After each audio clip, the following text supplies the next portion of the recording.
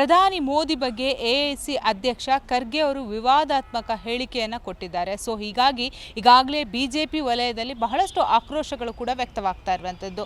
ಖರ್ಗೆ ಅವರ ಹೇಳಿಕೆಯನ್ನು ವಾಪಸ್ ಪಡಿಬೇಕು, ಕ್ಷಮೆ ಕೇಳಬೇಕು. ಹಾಗಾದರೆ ಜನಸಾಮಾನ್ಯರು ಇದರ ಬಗ್ಗೆ ಏನು ಹೇಳ್ತಾರೆ? ಯಾಕಂದರೆ ಮೋದಿಯನ್ನು ಭಯೋತ್ಪಾದಕ ಅನ್ನೋ ಹೆಸರಿಗೆ ಇವರೊಂದು ಹೋಲಿಕೆ ಮಾಡಿದ್ದಾರೆ. ತಮಿಳುನಾಡಿನಲ್ಲಿ ಎಲೆಕ್ಷನ್ ಪ್ರಚಾರದ ವೇಳೆ ಬಾಯಿ ತಪ್ಪಿ ಈ ರೀತಿಯಾಗಿ ಹೇಳಿದ್ದಾರೆ ಅಂತ ಕಾಂಗ್ರೆಸ್ ಅವರು ಕೂಡ ಸಮರ್ಥನೆಯನ್ನು ಕೊಡ್ತಾ ಇದ್ದಾರೆ. ಹಾಗಾದರೆ ಜನಸಾಮಾನ್ಯರು ಇದರ ಬಗ್ಗೆ ಏನು ಹೇಳ್ತಾರೆ? ಬನ್ನಿ ಮಾತಾಡ್ಸ್ಕೊಂಡು ಬರೋಣ. ಅವರೇ ಸ್ಪಷ್ಟನೆಯನ್ನು ಕೊಟ್ಟಿದ್ದಾರೆ. ಏನು ಅಂತ ಹೇಳಿದ್ರೆ, ನಾನು ಟೆರರಿಸ್ಟ್ ಅಂತ ಹೇಳಿಲ್ಲ, ಟೆರರ್ ಥರ ವರ್ತಿಸ್ತಿದ್ದಾರೆ, ನಮ್ಮ ಪೊಲಿಟಿಷಿಯನ್ಸ್ಗೆ ಸೈಲೆನ್ಸ್ ಮಾಡ್ತಿದ್ದಾರೆ, ಅವರಿಗೆ ಮಾತಾಡೋಕ್ಕೆ ಅವಕಾಶ ಕೊಡ್ತಿಲ್ಲ ಅಂತ ಹೇಳ್ಬಿಟ್ಟು ಹೇಳಿದ್ದಾರೆ. ಅವರೇ ಸ್ಪಷ್ಟಪಡಿಸಿದಾರಲ್ಲ, ಅವರೇನು ಟೆರರಿಸ್ಟ್ ಅಂತ ನಾನು ಕರೆದಿಲ್ಲ ಅಂತ ಅವರೇ ಹೇಳಿದಾಗ ಇವಾಗ ಸುಮ್ಮನೆ ಅದ್ರ ಮೇಲೆ ರಾಜಕಾರಣ ಮಾಡಿಕೊಂಡು ಅಂದರೆ ಎಲೆಕ್ಷನ್ ಪ್ರಚಾರ ಮಾಡ್ತಿದ್ರು, ಎಲ್ಲೊಂದು ಕಡೆ ಬಾಯಿ ತಪ್ಪಿ ಈ ರೀತಿಯಾಗಿ ಹೇಳಿದ್ರು ಅಂತ ಕೆಲವರು ಹೇಳ್ತಾ ಇದ್ದಾರೆ. ಏನು ಹೇಳ್ತೀರಾ? ಸ್ವತಃ ಅವರೇ ಸ್ಪಷ್ಟನೆ ಕೊಟ್ಟಿದ್ದಾರಲ್ಲ, ನಾನು ಈ ಥರ ಹೇಳಿಲ್ಲ, ನಾನು ಹೇಳಿರೋದು ಏನು ಅಂತ ಹೇಳಿದ್ರೆ ಸೈಲೆನ್ಸ್ ಮಾಡ್ತಿದ್ದಾರೆ ಜನರನ್ನು. ನಮ್ಮ ಏನು ನಾವು ಏನಾದರೂ ಒಂದು ಅವ್ರ ವಿರೋಧದಲ್ಲಿ ಹೇಳಿದ್ರೆ ಮಾಡಿದ್ರೆ ಅವ್ರಿಗೆಲ್ಲ, ಇವಾಗ ಪವನ್ ಖೇಡಾದೇ ಇಶ್ಯೂ ನೋಡ್ಕೊಳ್ಳಿ, ಅವ್ರಿಗೇನು ದೊಡ್ಡ ತಪ್ಪು, ಅಷ್ಟು ಮಹಾ ತಪ್ಪ, ಅದು ಅರೆಸ್ಟ್ ಇದೆಯಾ ಅದರಲ್ಲಿ?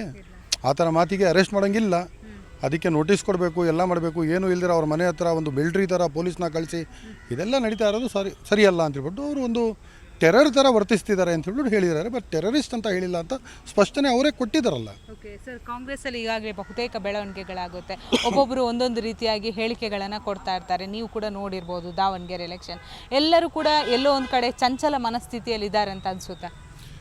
ಈ ಮುಸ್ಲಿಂ ಸಮುದಾಯ ಕಾಂಗ್ರೆಸ್ಸನ್ನು 47ಇಂದ ಹಿಡಿದು ಇದುವರೆಗೂ ಅವ್ರ ಜೊತೆ ನಿಂತಿದೆ, ಅವ್ರಿಗೋಸ್ಕರ ನಾವು ಮತ ನೀಡ್ತಾ ಇದ್ದೀವಿ. ಸ್ಪೆಸಿಫಿಕ್ಕಾಗಿ ನೋಡೋಕ್ಕೆ ಹೋದರೆ ಈ ಹಿಂದೆ ನಡೆದ ಚುನಾವಣೆ 2023ರಲ್ಲಿ ಮುಸಲ್ಮಾನರು 92% ವೋಟಿಂಗ್ ಮಾಡಿ ಈ ಸರ್ಕಾರವನ್ನು ತರಲೇಬೇಕು ಅಂತ ಹೇಳ್ಬಿಟ್ಟು ನಾವು ಪ್ರತಿಯೊಂದು ಮಸೀದಿಯಿಂದ, ದರ್ಗಾಗಳಿಂದ, ನಮ್ಮ ಈದ್ಗಾಗಳಿಂದ ಎಲ್ಲ ಹೇಳಿ ಜನರಿಗೆ ಹೋಗ್ಬಿಟ್ಟು ನಾವು ವೋಟ್ಗಳನ್ನು ಹಾಕಿಸಿ ಅತಿ ಹೆಚ್ಚು ಮತದಾನ ನಾವು ಮಾಡಿದ್ದೀವಿ. ಇವತ್ತು ನಾವು ಕೇಳಿರೋ, ಆವಾಗ ನೀವು ಮಾಡಿರುವ ಒಂದು ಭರವಸೆಗಳನ್ನೇ ನೀವು ಈಡೇರಿಸಲಿಲ್ಲ. ಎಷ್ಟಂತ ಭರವಸೆ ಕೊಟ್ಟಿರಲಿಲ್ಲ ನೀವು, ಅದನ್ನೇ ನೀವು ಪೂರೈಸಿಲ್ಲ. ಅದು ಸರಾಸರಿ ಒಂದು ಕಡೆ ಮುಸಲ್ಮಾನರ ಜೊತೆ ತಾರತಮ್ಯ ಆಗ್ತಿದೆ. ಕಾಂಗ್ರೆಸ್ ಪಕ್ಷ ಹೇಳೋಕ್ಕೆ ಮಾತ್ರ ಪಕ್ಷ ಅಷ್ಟೇ, ನಮ್ಮ ಪಕ್ಷ ಅಂತ ನಾವು ಹೇಳ್ಕೊತೀವಿ, ಬಟ್ ನಮ್ಮ ಜೊತೆ ಸರಿಯಾಗಿ ನಡೀತಾ ಇಲ್ಲ. ಯಾಕೆ ಅಂತ ಹೇಳಿದ್ರೆ, ಬೇರೆ ಸಮುದಾಯದವರು ಬಹಿರಂಗವಾಗಿ ಅವರು BJPಗೆ ಮತ ಕೊಡಿ ಅಂತ ಹೇಳಿದಾಗ ಅವ್ರ ಮೇಲೆ ಶೋ ಕಾಸ್ ನೋಟಿಸು ಇಲ್ಲ. ಇಲ್ಲಿ ಎಲ್ಲೋ ಒಂದು ಕಡೆ ಹಿಂದೆಯಿಂದ ಹೋಗಿ ಬೇರೆ ಕ್ಯಾಂಡಿಡೇಟ್ನ ಸಪೋರ್ಟ್ ಮಾಡಿದ್ದಾರೆ ಅಂತೇಳ್ಬಿಟ್ಟು ಎಲ್ಲೋ ಊಹಾಪೂಹ ಇರೋದು, ಅದನ್ನ ಇಟ್ಕೊಂಡು ಇಲ್ಲ ಇವರು ಶೋಕಾಸ್ ನೋಟಿಸು ಕೊಡದೆ ಅವರನ್ನು ನೀವು ಉಚ್ಚಾಟನೆ ಮಾಡ್ತೀರಾ ಅಂತ ಹೇಳಿದ್ರೆ ನಾವು ಈ ಸಮುದಾಯ ಸುಮ್ಕೂರಲ್ಲ. ಇನ್ನು ಮುಂದಕ್ಕೆ ಏನೇನೋ ಇದೆ. ಇತ್ತೀಚೆಗೆ ಇವಾಗ ಉಚ್ಚಾಟನೆ ಮಾಡಿರುವ 2 ನಮ್ಮ ಲೀಡರ್ಗಳನ್ನು ನೀವು ವಾಪಸ್ ತಗೋಬೇಕು. ಮಾನ್ಯ ಮಲ್ಲಿಕಾರ್ಜುನ್ ಖರ್ಗೆ ಸಾಹೇಬ್ರೆ, ತಮ್ಮದು 6 ದಶಕಗಳ ಸುದೀರ್ಘ ರಾಜಕೀಯ ಅನುಭವ ಇರುವಂಥ ಜೀವನ. ಆದರೆ ಇತ್ತೀಚಿನ ದಿನಗಳಲ್ಲಿ ತಮ್ಮ ಹೇಳಿಕೆ ತಮ್ಮ ರಾಜಕೀಯ ಅನುಭವಕ್ಕೆ ತಕ್ಕದಾಗಿರ್ತಕ್ಕಂಥ ಹೇಳಿಕೆ ಅಲ್ಲ. ನಿಮ್ಮ ಹೇಳಿಕೆ ಮಾನಸಿಕ ಅಸ್ವಸ್ಥರ ಹೇಳಿಕೆಯ ರೀತಿಯಲ್ಲೇ ಹೇಳಿಕೆ ಕೊಡ್ತಾ ಇದ್ದೀರಿ. ನಿಮ್ಮ ಪಕ್ಷ ಮೊಹಬ್ಬತ್ ಕಾ ದುಕಾನ್ನ ಮಾತನಾಡ್ತಿತ್ತು, ಆದರೆ ನೀವು ಮಾರ್ಕೆಟಿಂಗ್ ಮಾಡ್ತಾ ಇರೋದು ನಫರತ್ ಕಾ ದುಕಾನ್ನ ಸರಕುಗಳನ್ನೇ ಮಾರ್ಕೆಟ್ ಮಾಡ್ತಾ ಇರೋದು. ಗುಜರಾತ್ನ ಜನರನ್ನ ಅನಕ್ಷರಸ್ಥರು ಅಂತ ಹೇಳಿದ್ರಿ. ಪ್ರಧಾನಮಂತ್ರಿ ನರೇಂದ್ರ ಮೋದಿ ಅವ್ರನ್ನ ಭಯೋತ್ಪಾದಕ ಅಂತ ಕರೆದಿದ್ದೀರಿ. BJP RSSನ ವಿಷಜಂತು, ಅದನ್ನು ಕೊಲ್ಲಿ ಅಂತ ನೀವು ಮುಸಲ್ಮಾನರನ್ನ ಎತ್ಕಟ್ಟೋ ಕೆಲಸ ಮಾಡ್ತೀರಿ. ಇದೆಲ್ಲ ನೋಡಿದಾಗ ನೀವು ಮೆಂಟಲ್ ಹಾಸ್ಪಿಟಲ್ ಪೇಷಂಟ್ ರೀತಿಯಲ್ಲಿ ವರ್ತನೆ ಮಾಡ್ತಾ ಇದ್ದೀರಿ ಅಂತ ಹೇಳಿ ಬಹುತೇಕ ಜನ ಭಾವಿಸಿದ್ದಾರೆ. ಯಾವ ದೇಶದ ಜನ ವಿಶ್ವಾಸ ಇಟ್ಟು, ಪ್ರೀತಿ ಇಟ್ಟು ತನ್ನ ಪ್ರಧಾನಮಂತ್ರಿಯಾಗಿ 3ನೇ ಬಾರಿಗೆ ಆರಿಸಿದಿರೋ ಆ ಪ್ರಧಾನಮಂತ್ರಿಯನ್ನ ನೀವು ಕರೆದಿದ್ದೇನಂತ? ಭಯೋತ್ಪಾದಕ ಅಂತ ಹೇಳಿ. ನಿಜವಾದ ಭಯೋತ್ಪಾದಕರನ್ನ ನಿಮ್ಮ ಪಾರ್ಟಿಯ ಮುಖಂಡರುಗಳು they are all our brothers ಅಂತ ಕರೀತಾರೆ. ಭಯೋತ್ಪಾದನೆ ನಡೆದ ಸಂದರ್ಭಗಳಲ್ಲಿ ಭಯೋತ್ಪಾದಕರ ಬಗ್ಗೆ ಸಿಂಪತಿ ಬರುವ ರೀತಿಯಲ್ಲಿ, ಭಯೋತ್ಪಾದನೆಯೇ ಒಂದು ಸಣ್ಣ ಸಂಗತಿ ಅನ್ನೋ ರೀತಿಯಲ್ಲಿ ನಿಮ್ಮ ಪಕ್ಷದ ಮುಖಂಡರುಗಳು ಹೇಳಿಕೆ ಕೊಡ್ತಾರೆ. ಒಬ್ಬ ದೇಶಭಕ್ತ ಪ್ರಧಾನಮಂತ್ರಿಯನ್ನ, ದೇಶದ ಗೌರವವನ್ನ ಜಗತ್ತಿನ ಉದ್ದಗಲಕ್ಕೆ ಹೆಚ್ಚಿಸ್ತಕ್ಕಂಥ ಪ್ರಾಮಾಣಿಕ ಪ್ರಯತ್ನ ಮಾಡ್ತಕ್ಕಂಥ ಒಬ್ಬ ಕಾಯಕ ಯೋಗಿಯನ್ನ, ದೇಶದ ಜನ ವಿಶ್ವಾಸ ಇಟ್ಟಿರ್ತಕ್ಕಂಥ ಪ್ರೀತಿಯ ನಾಯಕನನ್ನ ನೀವು ಭಯೋತ್ಪಾದಕ ಅಂತ ಕರಿತೀರಿ.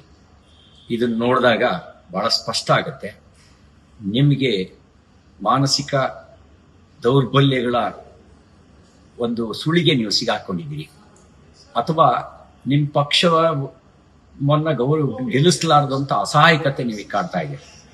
ಆ ಕಾರಣದಿಂದ ನೀವು ದ್ವೇಷವನ್ನು ಕಾಡ್ತಾ ಇದ್ದೀರಿ. ನಿಮ್ಮ ಹೇಳಿಕೆ ಸಮರ್ಥನೀಯ ಅಲ್ಲ.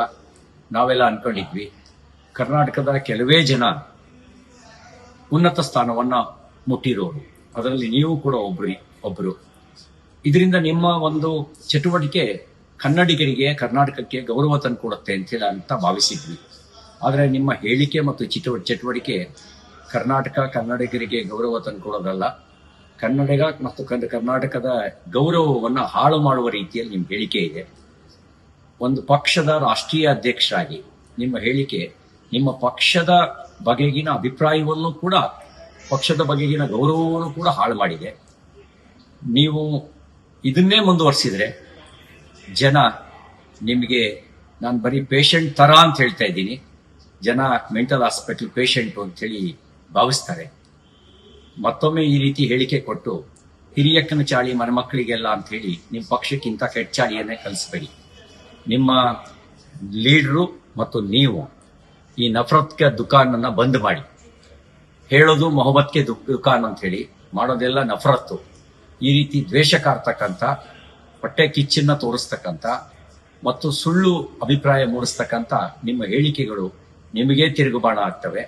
ಜನ ಪ್ರೀತಿಯಿಂದ ಪ್ರಧಾನಮಂತ್ರಿ ನರೇಂದ್ರ ಮೋದಿ ಅವರನ್ನ ಅವರು ನಮ್ಮ ನಾಯಕ ಅಂತ ಭಾವಿಸಿದ್ದಾರೆ. ಜನರ ಪ್ರೀತಿಯ ಸುರಕ್ಷತೆ ಎಲ್ಲಿವರೆಗೂ ಅವರಿಗಿರುತ್ತೋ ಅಲ್ಲಿವರೆಗೂ ಈ ಪ್ರಜಾಪ್ರಭುತ್ವ ವ್ಯವಸ್ಥೆಯಲ್ಲಿ ನಿಮ್ಮಂತ ದ್ವೇಷ ಕಾರುವ ಜನ ಏನೂ ಮಾಡಲಿಕ್ಕೆ ಸಾಧ್ಯ ಇಲ್ಲ. ಪ್ರಧಾನಮಂತ್ರಿ ನರೇಂದ್ರ ಮೋದಿ ಅವರನ್ನ ವಿರೋಧ ಪಕ್ಷದ ಉಪನಾಯಕರಾದಂತಹ ಮಲ್ಲಿಕಾರ್ಜುನ ಖರ್ಗೆ ಅವರು ಭಯೋತ್ಪಾದಕ ಎಂಬ ಪದವನ್ನ ಬಳಸಿದ್ದಾರೆ ಅಂತೇಳಿ ಎಲ್ಲ ಕಡೆ ಸಾಮಾಜಿಕ ತಾಣ ಮತ್ತೆ ಪತ್ರಿಕಾ ಟಿವಿ ಮಾಧ್ಯಮಗಳಲ್ಲಿ ಅದನ್ನ ಬಿತ್ತರಿಸಿದ್ರು.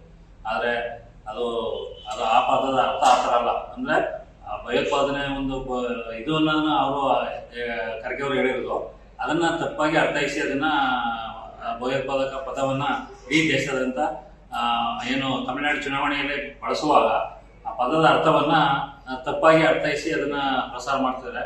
ಅವರು ಕೂಡ ಜವಾಬ್ದಾರಿ ಸ್ಥಾನದಲ್ಲಿ, ಯಾಕಂದ್ರೆ ಅವರು ಕೂಡ ಸೀನಿಯರಿಟಿ ಇದ್ದಾರೆ.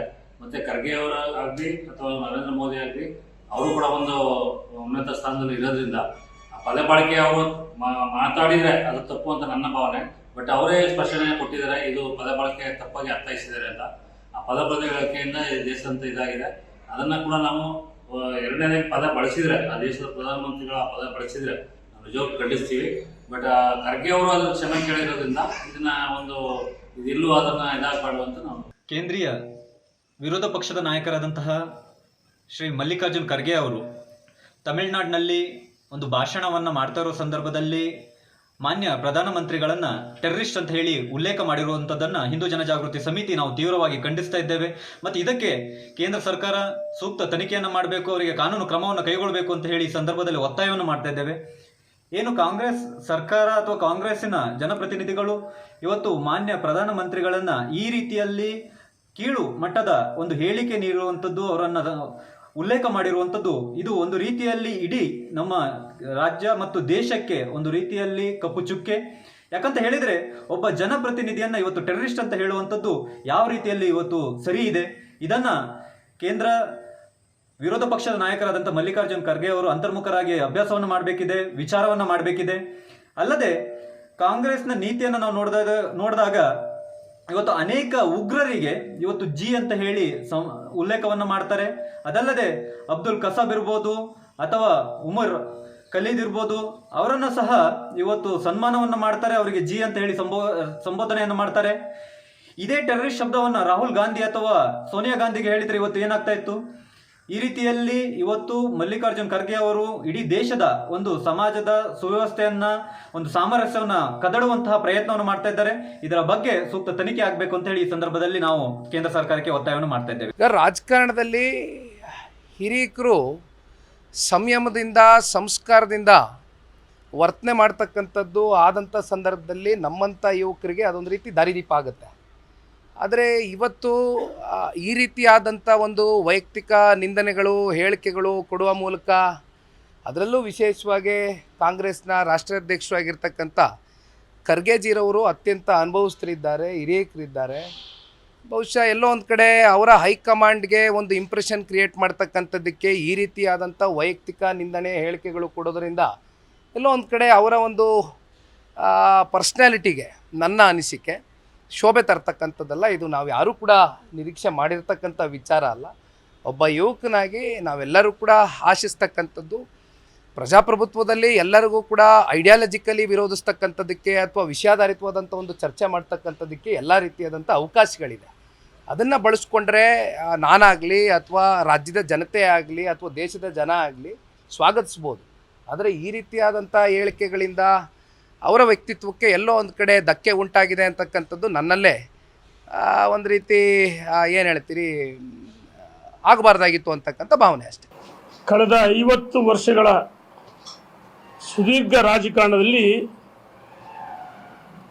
ಮಲ್ಲಿಕಾರ್ಜುನ್ ಖರ್ಗೆ ಅವರು ಅವ್ರ ಬಗ್ಗೆ ನಮಗೆ ಗೌರವ ಇದೆ, ಬಹಳ ಹಿರಿಯರು. ಆದರೆ ಅನಗತ್ಯವಾಗಿ ವಿವಾದಗಳನ್ನು ಮೈ ಮೇಲೆ ಎಳ್ಕೊಳ್ತಾ ಇದ್ದಾರೆ.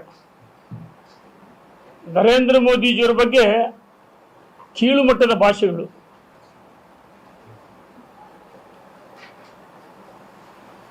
ಭಯೋತ್ಪಾದಕ ಚಟುವಟಿಕೆ ದಮನ ಮಾಡುತ್ತಿರುವ ನರೇಂದ್ರ ಮೋದಿಯವರಿಗೂ ಭಯೋತ್ಪಾದಕ ಅಂತ ಹೇಳ್ತಾರೆ. ಅಪ್ಪಟ ದೇಶಭಕ್ತರ ಬಗ್ಗೆ ಕಳೆದ ವಾರ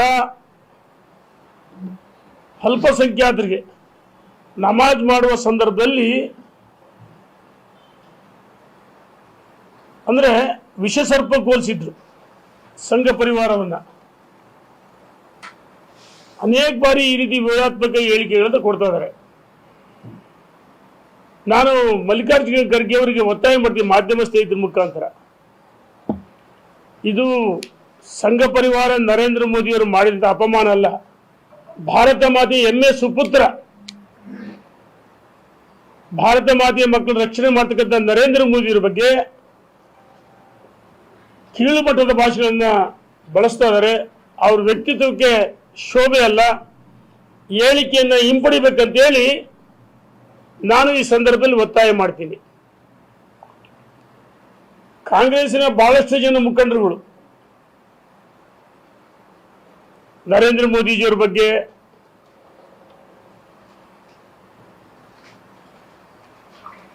ಅಮಿತ್ ಶಾ ಬಗ್ಗೆ, ಭಾರತೀಯ ಜನತಾ ಪಾರ್ಟಿ ಬಗ್ಗೆ ಟೀಕೆ ಮಾಡಿದ ಒಂದು ಪ್ರವೃತ್ತಿ ಆಗ್ಬಿಟ್ಟಿದೆ ಅವರಿಗೆ.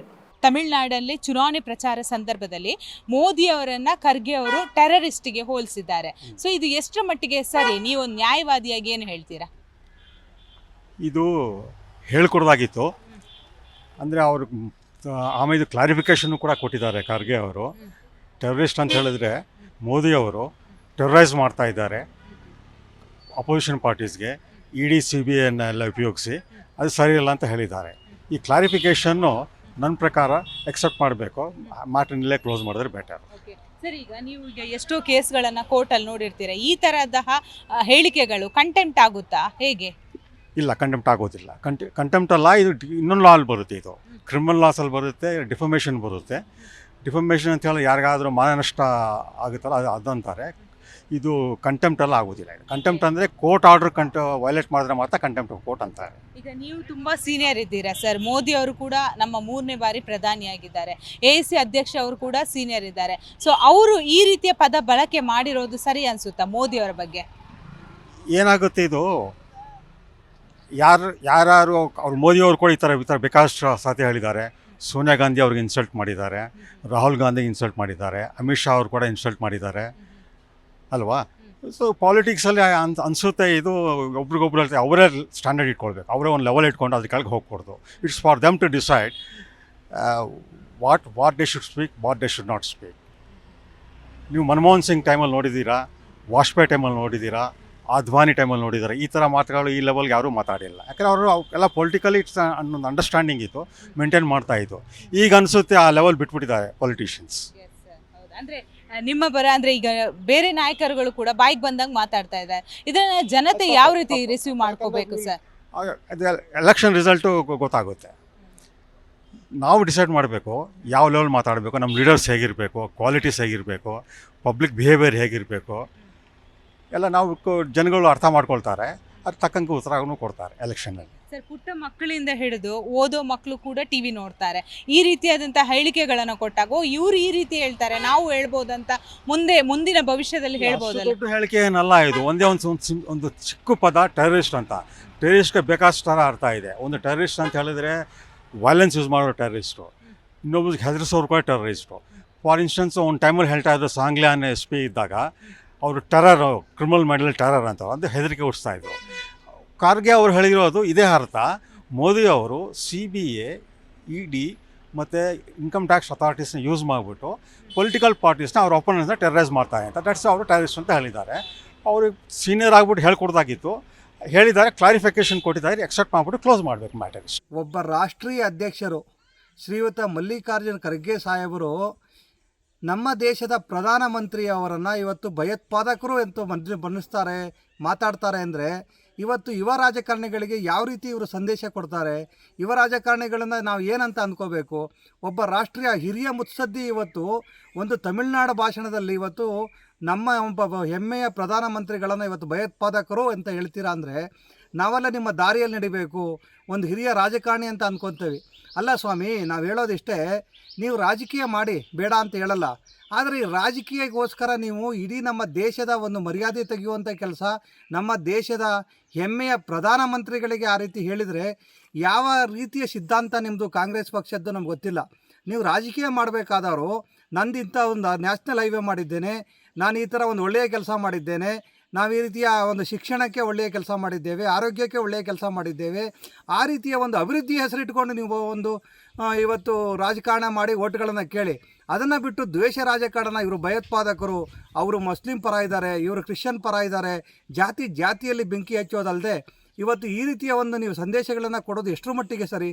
ಇವತ್ತು ಇಡೀ ಒಂದು ವಿಶ್ವದಲ್ಲೇ ಇವತ್ತು ನಾವು ಮೋದಿಯವರನ್ನು ಬಣಿಸ್ತಾ ಇದ್ದಾರೆ, ವಿಶ್ವಗುರು ಅಂತ ಬಣಿಸ್ತಾರೆ. ಇವತ್ತು ಇಡೀ ವಿಶ್ವವೇ ಹತ್ತಿ ಉರಿತಾ ಇದೆ ಕೆಲವು ಭಾಗಗಳಲ್ಲಿ. ಆದರೂ ಕೂಡ ಇವತ್ತು ಮೋದಿಯವರು ಸಮರ್ಥವಾಗಿ ಇವತ್ತು ದೇಶವನ್ನು ನಡೆಸ್ತಾ ಇದ್ದಾರೆ. ನಮಗೆ ಇವತ್ತಿನವರೆಗೂ ಕುಡಿಯೋ ಇವತ್ತು ಏನು ಗಾಡಿ ಓಡಿಸೋದಕ್ಕೆ ಡೀಸೆಲ್ ಆಗಲಿ, ಪೆಟ್ರೋಲ್ ಆಗಲಿ, ಗ್ಯಾಸಿನ ಅಭಾವ ಆಗಲಿ ಯಾವುದೂ ಸಮಸ್ಯೆ ಇಲ್ಲ. ಅಂಥ ಸಂದರ್ಭದಲ್ಲಿ ನೀವು ಇವತ್ತು ಅವರು ಮದುವೆ ಆಗಿಲ್ಲ, ಒಂದು ಏನು ಅವ್ರಿಗೆ ಬೇಕಾಗಿಲ್ಲ, ದೇಶಕ್ಕೋಸ್ಕರ 18 ಗಂಟೆಗಳ ಕೆಲಸ ಮಾಡ್ತಾರಂಥ ಮೋದಿಯವರನ್ನು ನೀವು ಭಯೋತ್ಪಾದಕರು ಅನ್ನೋ ಒಂದು ಮಾತು ಇದು ಖಂಡಿಸ್ತೇವೆ ನಾವೆಲ್ಲ ನಾಗರಿಕರು. ಕಾಂಗ್ರೆಸ್ ಅಧ್ಯಕ್ಷ ಮಲ್ಲಿಕಾರ್ಜುನ ಖರ್ಗೆ ಅವರು ನಿನ್ನೆ ತಮಿಳುನಾಡಲ್ಲಿ ಭಾಷಣ ಮಾಡುವಂಥ ಸಂದರ್ಭದಲ್ಲಿ ನಮ್ಮ ದೇಶದ ಪ್ರಧಾನಿ ಮೋದಿಯವರನ್ನ ಭಯೋತ್ಪಾದಕ ಅಂತೇಳಿ ಕರೆದಿದ್ದಾರೆ. ಭಯೋತ್ಪಾದಕ ಅಂತ ಕರೆಯುವಂಥದ್ದು ಅದು ಒಂದು ಉನ್ನತ ಸ್ಥಾನದಲ್ಲಿ ಕೂತ್ಕೊಂಡಿರುವಂಥ ಒಬ್ಬ ವ್ಯಕ್ತಿಯನ್ನ ಸಂಬೋಧನೆ ಮಾಡುವಂಥದ್ದು ಸರಿಯಲ್ಲ. ಯಾಕೆ ಅಂತ ಹೇಳಿದರೆ ನೋಡಿ, ನಮ್ಮ ದೇಶದ ಪ್ರಮುಖರನ್ನ ನಾವು ಈ ರೀತಿ ಹೀನಾಯವಾಗಿ ಅಥವಾ ತುಚ್ಛವಾಗಿ ಅಥವಾ ಅತ್ಯಂತ ಅಶ್ಲೀಲ ಶಬ್ದಗಳನ್ನು ಬಳಕೆ ಮಾಡಿದರೆ ನೆಕ್ಸ್ಟು ಇದೇ ವ್ಯಕ್ತಿಗಳು ಆ ಜಾಗಕ್ಕೆ ಹೋದಾಗ ಅವರನ್ನ ಆ BJPಯವರು ಕೂಡ ಇದೇ ರೀತಿಯಲ್ಲಿ ಬಳಕೆ ಮಾಡ್ತಾರೆ, ಅಶ್ಲೀಲ ಶಬ್ದಗಳನ್ನು ಬಳಕೆ ಮಾಡ್ತಾರೆ. ಇದು ಸಭ್ಯರಿಗೆ ಸರಿಯಾಗಿ ತೋಚುವಂತಹ ಶಬ್ದಗಳು ಅಲ್ಲ. ಇವತ್ತು ರಾಜಕಾರಣ ಅಂದ್ರೆ ಏನಾಗಿದೆ ಅಂತ ಹೇಳಿದ್ರೆ, ಕಾಂಗ್ರೆಸ್ನವರು BJPಯನ್ನ ಬೈಯೋದು, BJPಯವರು ಕಾಂಗ್ರೆಸ್ ಅನ್ನ ಬೈಯುವಂಥದ್ದು ಇದು ಮಾಡ್ತಾ ಇದ್ದಾರೆ. ಒಟ್ಟಾರೆ ನಾವು ಗೆಲ್ಲಬೇಕು, ಆ ಗೆಲುವಿಗೋಸ್ಕರ ಇವರು ಯಾರನ್ನ ಹೇಗೆ ಬೇಕಾದರೂ ಎಂಥ ಶಬ್ದಗಳನ್ನ ಬಳಕೆ ಮಾಡಲಿಕ್ಕೂ ಹೇಸದೇ ಇರುವಂತಹ ಪರಿಸ್ಥಿತಿಯಲ್ಲಿ ಇದೆ. ಗೆಲುವಿಗಾಗಿ ಯಾವುದೇ ರೀತಿಯ ಸುಳ್ಳುಗಳನ್ನು ಹೇಳುವಂಥದ್ದನ್ನು ಕೂಡ ಇವತ್ತು ನಾವು ನೋಡ್ತಾ ಇದ್ದೀವಿ. ಮಲ್ಲಿಕಾರ್ಜುನ ಖರ್ಗೆ ಅವರು AICC ಅಧ್ಯಕ್ಷರಾಗಿರ್ತಕ್ಕಂಥವರು ಮಾನ್ಯ ಪ್ರಧಾನಿಗಳನ್ನು ಟೆರರಿಸ್ಟ್ ಅಂತ ಹೇಳ್ತಾರೆ. ಇದು ಖಂಡಿತ ಒಪ್ಪವಾದಂಥ ಹೇಳಿಕೆ ಅಲ್ಲ. ಇದು ಅನೇಕ ಕಾರ್ಯಕರ್ತರ ಭಾವನೆಗಳಿಗೆ ಅದು ಧಕ್ಕೆ ಉಂಟು ಮಾಡ್ತದೆ. ವೈಯಕ್ತಿಕವಾಗಿ ಏನೇ ಅಭಿಪ್ರಾಯಗಳಿದ್ದರೂ ಆ ಪದವಿಗೆ ಗೌರವಿಸಬೇಕಾದಂಥದ್ದು ಪ್ರತಿಯೊಬ್ಬರ ಕರ್ತವ್ಯ. ಆ ಕೆಲಸನ ಅವರು ಮಾಡಿಲ್ಲ. ತದನಂತರ ಅವರು ಆ ಹೇಳಿಕೆಗೆ ಸಮಜಾಯಿಷಿ ಕೊಟ್ಟಿದ್ದಾರೆ. ಆ ಸಮಜಾಯಿಷಿನೂ ಒಪ್ಪುವಂಥದ್ದಲ್ಲ. ಹಾಗಾಗಿ ಅವರು ನಾಡಿನ ದೇಶದ ಜನಗಳಲ್ಲಿ ಕ್ಷಮೆಯನ್ನು ಕೇಳಿ ಈ ಪ್ರಕರಣಕ್ಕೆ ಹಿತಶ್ರೀ ಆಡಬೇಕು ಅಂತ ನಾನು ಕೇಳ್ಕೊಳ್ತೀನಿ. ಈಗ ರಾಜಕಾರಣದಲ್ಲಿ ಹಿರಿಯಕರು ಸಂಯಮದಿಂದ ಸಂಸ್ಕಾರದಿಂದ ವರ್ತನೆ ಮಾಡ್ತಕ್ಕಂಥದ್ದು ಆದಂಥ ಸಂದರ್ಭದಲ್ಲಿ ನಮ್ಮಂಥ ಯುವಕರಿಗೆ ಅದೊಂದು ರೀತಿ ದಾರಿದೀಪ ಆಗುತ್ತೆ. ಆದರೆ ಇವತ್ತು ಈ ರೀತಿಯಾದಂಥ ಒಂದು ವೈಯಕ್ತಿಕ ನಿಂದನೆಗಳು ಹೇಳಿಕೆಗಳು ಕೊಡುವ ಮೂಲಕ, ಅದರಲ್ಲೂ ವಿಶೇಷವಾಗಿ ಕಾಂಗ್ರೆಸ್ನ ರಾಷ್ಟ್ರಾಧ್ಯಕ್ಷರಾಗಿರ್ತಕ್ಕಂಥ ಖರ್ಗೆಜಿರವರು ಅತ್ಯಂತ ಅನುಭವಸ್ಥರಿದ್ದಾರೆ, ಹಿರಿಯರಿದ್ದಾರೆ. ಬಹುಶಃ ಎಲ್ಲೋ ಒಂದು ಕಡೆ ಅವರ ಹೈಕಮಾಂಡ್ಗೆ ಒಂದು ಇಂಪ್ರೆಷನ್ ಕ್ರಿಯೇಟ್ ಮಾಡ್ತಕ್ಕಂಥದ್ದಕ್ಕೆ ಈ ರೀತಿಯಾದಂಥ ವೈಯಕ್ತಿಕ ನಿಂದನೆ ಹೇಳಿಕೆಗಳು ಕೊಡೋದ್ರಿಂದ ಎಲ್ಲೋ ಒಂದು ಕಡೆ ಅವರ ಒಂದು ಪರ್ಸ್ನಾಲಿಟಿಗೆ ನನ್ನ ಅನಿಸಿಕೆ ಶೋಭೆ ತರ್ತಕ್ಕಂಥದ್ದಲ್ಲ. ಇದು ನಾವು ಯಾರೂ ಕೂಡ ನಿರೀಕ್ಷೆ ಮಾಡಿರ್ತಕ್ಕಂಥ ವಿಚಾರ ಅಲ್ಲ. ಒಬ್ಬ ಯುವಕನಾಗಿ ನಾವೆಲ್ಲರೂ ಕೂಡ ಆಶಿಸ್ತಕ್ಕಂಥದ್ದು ಪ್ರಜಾಪ್ರಭುತ್ವದಲ್ಲಿ ಎಲ್ಲರಿಗೂ ಕೂಡ ಐಡಿಯಾಲಜಿಕಲಿ ವಿರೋಧಿಸ್ತಕ್ಕಂಥದ್ದಕ್ಕೆ ಅಥವಾ ವಿಷಯಾಧಾರಿತವಾದಂಥ ಒಂದು ಚರ್ಚೆ ಮಾಡ್ತಕ್ಕಂಥದ್ದಕ್ಕೆ ಎಲ್ಲ ರೀತಿಯಾದಂಥ ಅವಕಾಶಗಳಿದೆ. ಅದನ್ನು ಬಳಸ್ಕೊಂಡ್ರೆ ನಾನಾಗಲಿ ಅಥವಾ ರಾಜ್ಯದ ಜನತೆ ಆಗಲಿ ಅಥವಾ ದೇಶದ ಜನ ಆಗಲಿ ಸ್ವಾಗತಿಸ್ಬೋದು. ಆದರೆ ಈ ರೀತಿಯಾದಂಥ ಹೇಳಿಕೆಗಳಿಂದ ಅವರ ವ್ಯಕ್ತಿತ್ವಕ್ಕೆ ಎಲ್ಲೋ ಒಂದು ಕಡೆ ಧಕ್ಕೆ ಉಂಟಾಗಿದೆ ಅಂತಕ್ಕಂಥದ್ದು ನನ್ನಲ್ಲೇ ಒಂದು ರೀತಿ ಏನು ಹೇಳ್ತೀರಿ ಆಗಬಾರ್ದಾಗಿತ್ತು ಅಂತಕ್ಕಂಥ ಭಾವನೆ ಅಷ್ಟೇ. ಮೋದಿಯ ಬಗ್ಗೆ ಖರ್ಗೆ ಅವರು ಹೇಳಿರುವಂತಹ ಹೇಳಿಕೆ ಎಷ್ಟರ ಮಟ್ಟಿಗೆ ಸರಿ ಅನಿಸುತ್ತೆ? ಈಗಿನ ಜನ್ರೇಷನ್ ಇದನ್ನು ಯಾವ ರೀತಿ ರಿಸೀವ್ ಮಾಡ್ಕೋಬೇಕು? ಅಲ್ಲ, ಈ ರೀತಿ ಹೇಳಿಕೆ ಇದು ರಾಜಕೀಯ ಪ್ರೇರಿತ ಹೇಳಿಕೆ. ಈ ರೀತಿ ಟೆರರಿಸ್ಟ್ ಅನ್ನೋ ಹೇಳಿಕೆ ಕೊಡಬಾರ್ದಾಗಿತ್ತು. ಇದು ರಾಜಕೀಯದಲ್ಲಿ ಒಬ್ಬರ ಮೇಲೆ ಒಬ್ಬರು ಹೇಳಿಕೆಗಳನ್ನು ಕೊಡೋದು ಇದು ಸಾಮಾನ್ಯ. ಇದು ತಾವು ಹೇಳಿದಂಗೆ ಇದು ಕಂಟೆಂಪ್ಟ್ ಆಫ್ ಕೋರ್ಟು ಏನೋ ಆಗೋದಿಲ್ಲ. ಯಾಕಂದರೆ there is no violation of the court order. ಅದಕ್ಕೆ ಈ ರೀತಿ ಹೇಳಿಕೆ ಇದು ಓನ್ಲಿ ರಾಜಕೀಯ ಪ್ರೇರಿತ ಹೇಳಿಕೆ ಅಂತ ನಾನು ಹೇಳ್ತೀನಿ. ಸರ್, ಈಗ ರಾಜಕೀಯ ಪ್ರೇರಿತ ಆದರೂ ಕೂಡ ಜನರು ಅವ್ರನ್ನ ಆಯ್ಕೆ ಮಾಡಿ ಕಳಿಸಿರ್ತೀವಿ. ಅವರ ಮಾತುಗಳು ಒಂದೊಂದು ಕೂಡ ಜನರಿಗೆ ಪ್ರೇರಣೆ ಅಂತಲೇ ಹೇಳ್ಬೋದು. ಪುಟ್ಟ ಮಕ್ಕಳಿಂದ ಹಿಡಿದು ಹಿರಿಯರವರೆಗೆ ಟಿವಿ ನೋಡ್ತಾರೆ, ಎಲ್ಲ ವಿಚಾರಗಳನ್ನ ಕೇಳ್ತಾರೆ. ಈ ರೀತಿಗಳನ್ನ ಮಾತುಗಳನ್ನ ಬಳಸಿದಾಗ ಎಲ್ಲೋ ಒಂದು ಕಡೆ ನಮ್ಮ ದೇಶ ಎಲ್ಲೋ ಹೋಗುತ್ತೆ ಅಂತ ಅನ್ಸಲ್ವಾ? ಹೌದೌದು, ಅನಿಸುತ್ತೆ ಆ ಥರ. ಎಲ್ಲ ಒಬ್ಬ ರಾಜಕಾರಣಿಗಳು ಒಬ್ಬ ಹಿರಿಯ ರಾಜಕಾರಣಿಗಳಾಗಿ ತಮ್ಮ ಒಂದು ಮಾತಿನಲ್ಲಿ ಎಲ್ಲರೂ ಕೂಡ ಒಂದು ಹಿಡಿತದಲ್ಲಿ ಇರಬೇಕು ಅಂತ ನಮ್ಮ ಒಂದು ಅಭಿಪ್ರಾಯ. ಯಾಕೆ ಅಂದರೆ ಅವರೊಬ್ಬ ಲೀಡರ್ ಆಫ್ ದಿ ಅಪೋಸಿಷನ್ನು. ಅವರು ಹೇಳಿಕೆ ಕೊಡಬೇಕಾದ್ರೆ ಯೋಚನೆ ಮಾಡಿ, ಹಿಂದೆ ಮುಂದೆ ಯೋಚನೆ ಮಾಡಿ ಹೇಳಿಕೆ ಕೊಡಬೇಕಾಗಿತ್ತು. ಒಬ್ಬ ಪ್ರಧಾನಿಗೆ ಈ ರೀತಿ ಟೆರರಿಸ್ಟ್ ಅನ್ನೋದು ಹಿಂದೆ ಒಂದು ಸಾರಿ ಸಿದ್ದರಾಮಯ್ಯನವರು ಕೂಡ ಇವು ಕೊಲೆಗಾರ ಅಂತ ಕೂಡ ಒಂದು ಸಾರಿ ಹೇಳಿಕೆ ಕೊಟ್ಟಿದ್ದರು. ಅದರ ಮೇಲೆ ಡಿಫಮೇಷನ್ ಕೇಸ ಅದು ಡಿಸ್ಮಿಸ್ ಆಯ್ತು. ಅದು ಈ ರೀತಿ ಇದೊಂದು ರಾಜಕೀಯ ಪ್ರೇರಿತ ಅಷ್ಟೇ. ಈ ರೀತಿ ಕೊಡಬಾರ್ದಾಗಿತ್ತು ಅಂತ ನಮ್ಮ ಅಭಿಪ್ರಾಯ. ಸರ್, ಎಲ್ಲೂ ಒಂದು ಕಡೆ ಎರಡೂ ಪಕ್ಷಗಳು ಅವರು ಇವ್ರ ಮೇಲೆ ಹೇಳೋದು, ಯಾಕಂದರೆ BJPಯಲ್ಲಿರುವಂತಹ ಕೆಲ ನಾಯಕರು ಕೂಡ ಕಾಂಗ್ರೆಸ್ ಅವರ ಮೇಲೆ ಕೆಲವೊಂದು ವಿಚಾರಗಳನ್ನು ಹೇಳ್ತಾ ಇರ್ತಾರೆ. ಸೊ ಅವರ ಮೇಲೆ ಇವ್ರಿಗೆ ಪಾಠ ಅನ್ನೋದು ಸರಿಯಾದ ರೀತಿ ಬುಕ್ಸನ್ನು ಓದದೆ ರಾಜಕೀಯಕ್ಕೆ ಬರ್ತಾ ಇದ್ದಾರೆ ಅಂತ ಅನಿಸುತ್ತಾ? ಅಲ್ಲ, ಪಾಠ ಅನ್ನೋದು ಜನಸಾಮಾನ್ಯರು ಓಟಿನ ಮೂಲಕ ಅವರಿಗೆ ಪಾಠ ಕಲಿಸ್ಬೇಕು ಹೊರತಾಗಿ ರಾಜಕಾರಣಿಗಳು ಪ್ರತಿಯೊಬ್ಬ ರಾಜಕಾರಣಿಗಳು ತಮ್ಮ ಒಂದು ಮಾತಿನಲ್ಲಿ ಕೂಡ ಇಡ್ತಾ ಇರಬೇಕು, ನಡೆನುಡಿಯಲ್ಲಿ ಕೂಡ ಇರ್ತಿರಬೇಕು. ಹಿರಿಯ ರಾಜಕಾರಣಿಗಳು ಅವರು ತಮ್ಮ ನಡೆನುಡಿ ಕೆಲವೊಂದು ಕಿರಿಯ ರಾಜಕಾರಣಿಗಳಿಗೆ, ಚಿಕ್ಕವರಿಗೆ ಅವರಿಗೊಂದು ಪಾಠ ಆಗಬೇಕು. ಅವರೊಂದು ನಡತೆ ಉತ್ತಮವಾಗಿದ್ರೇ ಎಲ್ಲರೂ ಅದನ್ನು ನೋಡಿ ನಾವು ಬೇರೆಯವ್ರು ಕಲಿಬೇಕು. ನಾವು ಅಷ್ಟೇ. ಇದು ರಾಜಕಾರಣಿಗಳು ನಡ್ಕೋಗಂಥದ್ದು ಒಂದು ವಿಷಯ. ನೋಡಿದ್ರಲ್ಲ ವೀಕ್ಷಕರೇ, ಇದಾಗಿತ್ತು ಜನಸಾಮಾನ್ಯರ ಅಭಿಪ್ರಾಯ. ಈಗಾಗಲೇ ಜನಸಾಮಾನ್ಯರು ಒಂದೊಂದು ರೀತಿಯಾದಂತಹ ಹೇಳಿಕೆಗಳನ್ನು ಕೂಡ ಕೊಡ್ತಾ ಹೋದ್ರು. ಯಾಕಂದರೆ ರಾಜಕಾರಣಿಗಳನ್ನು ನಾವು ಎಲೆಕ್ಷನ್ ಮೂಲಕ, ಅಂದರೆ ಚುನಾವಣೆ ಸಂದರ್ಭದಲ್ಲಿ ಎಲೆಕ್ಟ್ ಮಾಡಿ ಕಳಿಸಿರ್ತೀವಿ. ಸೊ ಅವರ ಪದಗಳು ಒಂದೊಂದು ಕೂಡ, ಪ್ರತಿಯೊಂದು ವಿಚಾರಗಳು ಕೂಡ ಜನರಿಗೆ ಮಾದರಿಯಾಗಿರಬೇಕು. ಆದರೆ ಖರ್ಗೆ ಅವರು ಹೇಳಿರುವಂತಹ ಹೇಳಿಕೆ ಬಹಳಷ್ಟು ತಪ್ಪು ಅಂತ ಹೇಳಿದರೆ, ಮತ್ತೊಂದು ಕಡೆ ಕಾನೂನು ಏನು ಹೇಳುತ್ತೆ ಅನ್ನೋದಕ್ಕೆ ಕೂಡ ಬಹಳಷ್ಟು ಜನ ನ್ಯಾಯವಾದಿಗಳು ಕೂಡ ಅದರ ಬಗ್ಗೆ ವಿಚಾರಗಳನ್ನು ಹೇಳ್ತಾ ಹೋದ್ರು. ಸೊ ಎಲ್ಲೋ ಒಂದು ಕಡೆ ಮೋದಿ ಬಗ್ಗೆ ಖರ್ಗೆ ಅವರು ಹೇಳಿರೋದು ತಪ್ಪು ಅಂತ ಬಹಳಷ್ಟು ಜನರ ಅಭಿಪ್ರಾಯವಾಗಿತ್ತು. ಬೆಂಗಳೂರಿಂದ ಕ್ಯಾಮರಾ ಪರ್ಸನ್ ಶಂಕರ್ ಜೊತೆ ಭವ್ಯ ಸುನಿಲ್, ಜಿ ಕನ್ನಡ ನ್ಯೂಸ್.